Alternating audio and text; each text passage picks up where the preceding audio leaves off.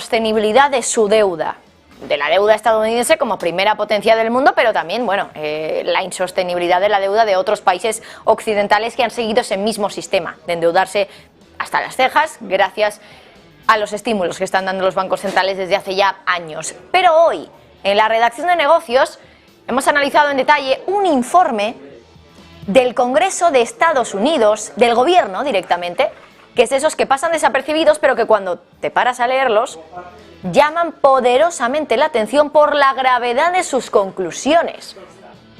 Ya saben que Estados Unidos sigue siendo desde hace años la primera potencia del mundo. Saben también que siempre avisamos de las terribles consecuencias que puede tener vivir en un sistema económico cuya única viabilidad depende de la confianza que pueda tener un país para pagar su deuda. Una deuda que en este caso es el oxígeno de los países porque sin ella no pueden seguir gastando dinero. Bueno, pues les voy a decir cuáles han sido las conclusiones de un informe devastador y que tiene unas consecuencias desde luego bastante o conclusiones sobre lo que puede pasar en los próximos años que son devastadoras para Estados Unidos, cuyo nombre es Estimaciones Fiscales a Largo Plazo. Lo elabora una agencia del gobierno, la Oficina de Presupuesto del Congreso. Insisto, una agencia del gobierno de Estados Unidos. Es decir, que lo que dicen en ese informe lo está diciendo el gobierno, por lo que el gobierno sabe las conclusiones o sabe lo que puede pasar en el periodo de tiempo estudiado por este informe. Es consciente de lo que dice este informe que puede pasarle a Estados Unidos. Bueno, pues fíjense, el informe dice que si nada cambia, los déficits fiscales y la deuda de Estados Unidos va a seguir creciendo durante las próximas 3 décadas. Va a crecer tanto, que el ratio deuda-PIB podría casi duplicarse desde el más del 100% actual hasta el casi 200% de deuda respecto al PIB en el año 2053. Y que esa mastodóntica deuda podría provocar una crisis fiscal que acabe mutando en una crisis financiera y que la economía de Estados Unidos entraría en un estado de salud tan crítico que sufriría una desaceleración económica crónica. Se lo he resumido mucho, pero ese es el diagnóstico a largo plazo, a 30 años vista, 2053, que está haciendo el propio gobierno de Estados Unidos sobre lo que podría pasarle a su país si nada cambia, si los legisladores no cambian absolutamente nada de la legislación de Estados Unidos. Claro, con una China y una India que están pisándole los talones a Estados Unidos en términos, como potencias. ¿Hasta qué punto esto de lo que alerta el gobierno de Estados Unidos es de su propio declive económico? Bueno, vamos a profundizar un poco en ese informe y a mostrarles directamente los gráficos más impactantes de un informe producido, elaborado por Estados Unidos y que está pronosticando el declive económico del país. Vamos a empezar por la parte de la deuda. Directamente el informe muestra cómo esperan que la deuda PIB se dispare hasta casi el doble de los niveles actuales en los próximos 30 años. Fíjense en ese gráfico porque es de esos que dan miedo. Casi 200% para dentro de 30 años, para ser exactos. El informe espera que Estados Unidos llegue al 181% para entonces. Pero no solo eso, aceptan directamente que no es que vaya a llegar al 181% y se quede ahí, es que va a seguir subiendo. Y desde entonces, solo que no han decidido ponerlo en ese gráfico porque el periodo de estudio es hasta 2053. Pero claro, si sube ese ratio puede ser por dos cosas. Ya saben, ratio deuda-PIB, deuda sobre PIB.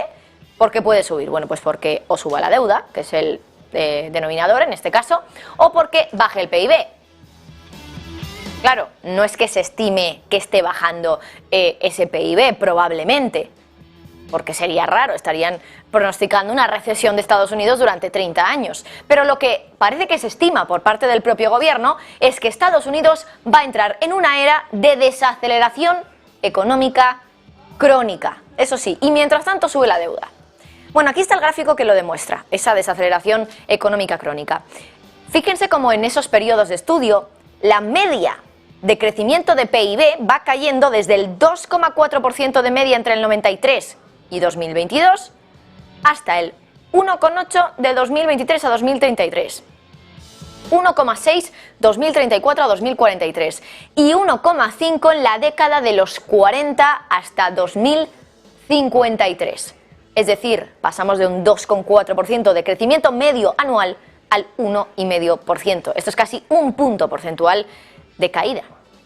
Es decir, que Estados Unidos va a entrar en una era de desaceleración crónica que va a durar décadas. No es que estemos ante unos 5 años de una mala temporada económica para Estados Unidos, es que estaríamos ante una desaceleración crónica, donde poco a poco el brillo económico de Estados Unidos se va a ir desvaneciendo. Recuerden que mientras pasa eso, ahora China está creciendo a un 6%, que mucho se habla de que se ha desacelerado, pero claro, es que estaríamos hablando de un crecimiento que supera con creces el norteamericano, en este caso de Estados Unidos. Pero ¿cómo explican desde el informe del gobierno, insisto, lo que creen que va a pasar con esa desaceleración crónica?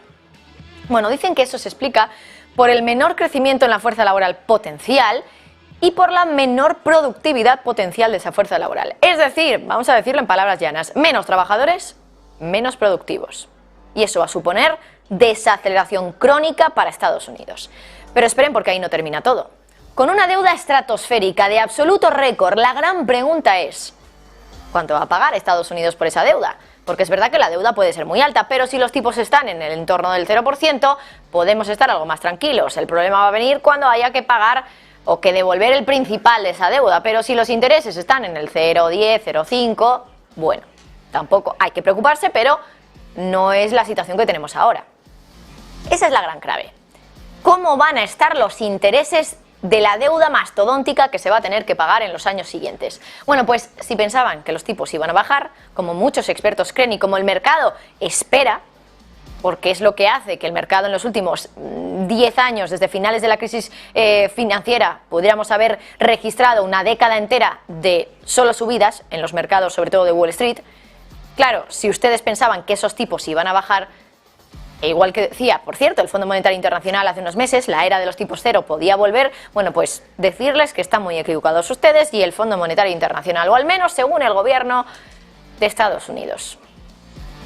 La estimación del gobierno es que los tipos de interés, es decir, las rentabilidades del bono a 10 años de Estados Unidos, se van a situar en el entorno del 4% para el bono a 10 años, durante 30 años.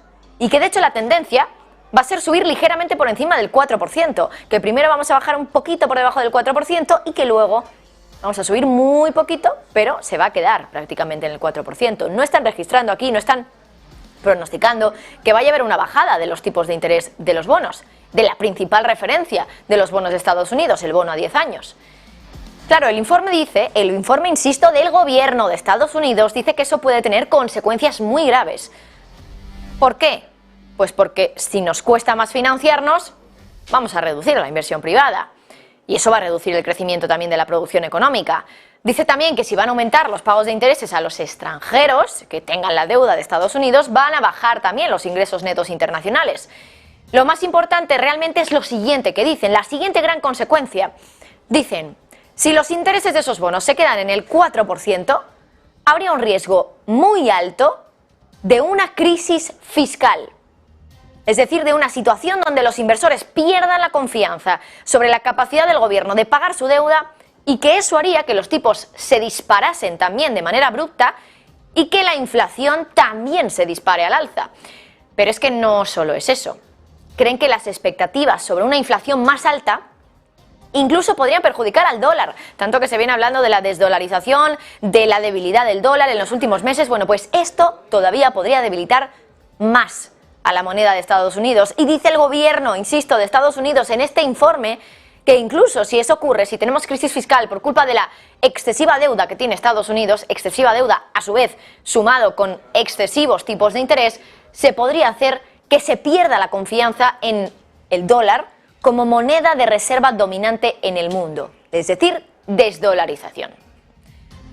Es curioso porque estaríamos en tal espiral de declive que una crisis fiscal, dice este informe, podría llevar a una crisis financiera incluso. Esto es sencillo de entender. Si la crisis fiscal, en este caso, provoca subidones de los intereses de los bonos, bajaría de forma dramática el precio de esos bonos. Ya lo saben, esto es inversamente proporcional. Cuando suben los tipos de interés, bajan los precios de los bonos. Claro, eso acabaría resultando en unas pérdidas brutales en instituciones financieras, en bancos que tengan bonos en cartera. Es decir, que pase lo que pasó ahora precisamente con Silicon Valley Bank, con Signature Bank, con todos los bancos que tenían unas pérdidas no realizadas en sus carteras impresionantes y que a la mínima que pudiera haber algún problema, iban a tener que vender esos bonos y realizar esas pérdidas. Pero no acaba ahí. Dicen, claro, Estados Unidos juega un papel tan central en el mundo que una crisis financiera aquí puede desatar una crisis financiera mundial.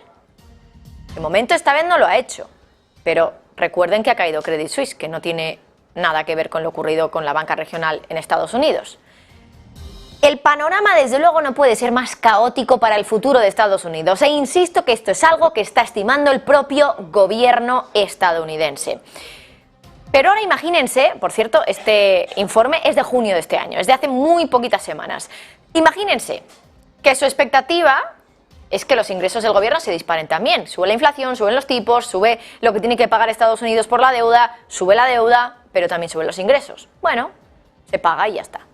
Bueno, pues ahí habría menos problema, para que el aumento de deuda pudiera pagarse, no digo con holgura, pero algo mejor. Bueno, pues fíjense, porque de 2023 a 2053, los ingresos totales de Estados Unidos, medidos como porcentaje del PIB, solo van a crecer un punto porcentual. Un 1% van a subir los ingresos PIB, mientras la deuda PIB, lo primero de lo que hemos hablado, va a subir casi 100 puntos porcentuales en esos 30 años. Bien, ¿de dónde viene ese crecimiento del 1% en los ingresos PIB? Bueno, pues sobre todo de impuestos sobre la renta de las personas físicas, que representan casi todo ese crecimiento del 1%.